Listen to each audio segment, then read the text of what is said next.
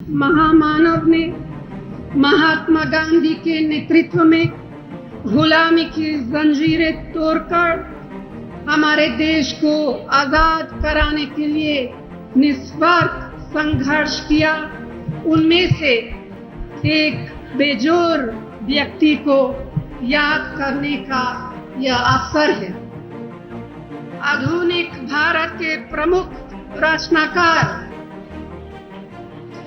ने देश के बुनियादी ढांचे को अपने 17 साल की कार्यकाल में तैयार किया। उनके कुछ ही दायित्व का हम स्मरण करें तो किसी भी आश्चर्य होगा।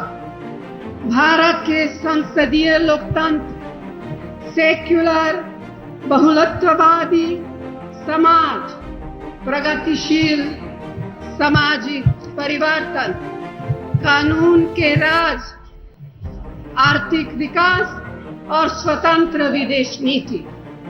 इसके अलावा कुछ कम चित्र रह गए होंगे जिनमें उनका योगदान नहीं था।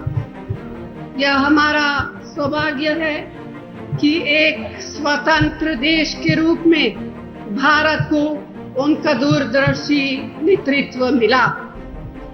किस उत्साह और किस ऊर्जा के साथ उन्होंने अपने देश के नवनिर्माण का कर्तव्य निभाया। जहां एक पिछड़ी कृषि अर्थव्यवस्था थी, वहां उन्होंने उद्योग का निर्माण किया, सिंचाई का बुनियादी ढांचा तैयार किया, शिक्षा और स्वास्थ्य की सुविधाएं उपलब्ध की, विज्ञान और तकनीक की सेवाएं ने भारत को दी। उन्होंने वैज्ञानिक संस्थाओं की स्थापना की जिनके बगैर आज हमारा चंद्रयान मार्स की परिक्रमा कहाँ संभव होती। नेहरू जी की यह विरासत सारे देश की संपत्ति है।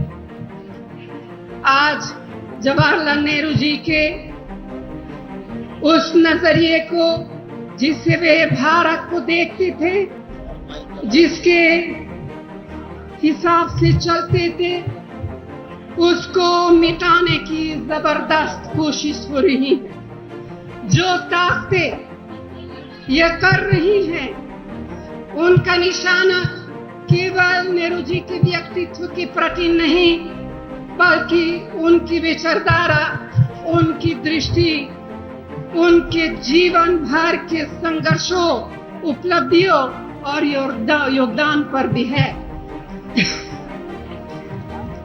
नेहरू जी का धर्मसार था एक खुला, उदार और भविष्य की तरफ देखने वाले भारत। एक ऐसा भारत जो अलग अलग रंग रूपों में थी, एक गहरी एकता के बंधन में बंधा हुआ। इसी के लिए उन्होंने अपना पूरी जीवन समर्पित किया। सारी दुनिया जानती है कि हमारे देश के सार्वजनिक जीवन में उनकी जो जगह थी वह अपने में बेमिसाल। कोई व्यक्ति इतने अधिकार और सत्ता पाकर, लोगों का इतना विश्वास और प्रेम पाकर देश को किसी भी दिशा में ले जा सकता था, लेकिन उनके भीतर न्याय और उदारता की गहरी भावना था। उनका बड़ापन इससे साबित होता है कि उन्होंने भारत को ऐसे रास्ते पर चलाने का प्रयास किया जिसमें व्यक्तियों के मुकाबले संस्थाओं को ज्यादा अहमियत मिली। उन्होंने ऐसी राजनीति की जिसमें अलग अलग तरह के विचारों का योगदान और समावेश कायम रहा। हमने कई आंधी तूफान झेले, लेकिन हर संकट हमें नई ताकत देकर गया। और ये क्यों? यह इसलिए कि हमने अपने नेताओं से संघर्षों का सामना करना सीखा। हमें अपने सिद्धांतों और आदर्शों पर आस्था थी और हम उन पर अडिग रहे। कांग्रेस पार्टी का ढांचा देशभक्ति और देश प्रेम का था, अपने देश की मिली जुली संस्कृति के गौरव पर आधारित था। आज के दौर में भी हमें अपने उन सिद्धांतों और आदर्शों के प्रति पूरी आस्था के साथ समर्पित रहना है। एक कांग्रेसजन के रूप में हम में से एक एक को यह गर्व होना चाहिए कि हमारे कांग्रेस के नेताओं ने ही नए भारत का निर्माण किया और वे ही राष्ट्र निर्माता है। इतना काफी नहीं है कि जवाहरलाल नेहरू जी का हमारे ऊपर जो कर्ज है हम सिर्फ उसे याद करें। हमें एक एक जन आंदोलन खड़ा करना होगा, सबका आंदोलन बनाना होगा। उसी के माध्यम से देश में एक महानशील और शिष्ट व्यवस्था कायम रह सकेगी, जिसके लिए नेहरू जी ने जीवन भर संघर्ष किया। साथियों,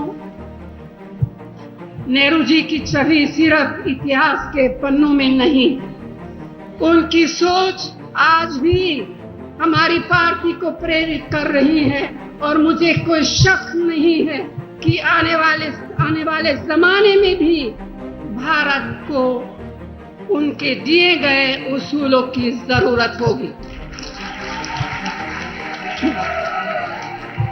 आज हमें इस संकल्प के साथ यहाँ से जाना है कि हम उन विचारधाराओं, उन संस्थाओं और उन व्यक्तियों का मुकाबला करेंगे जो नेहरू जी के दिए उदार भारत की इमारत को तहस नहस करना चाहते हैं।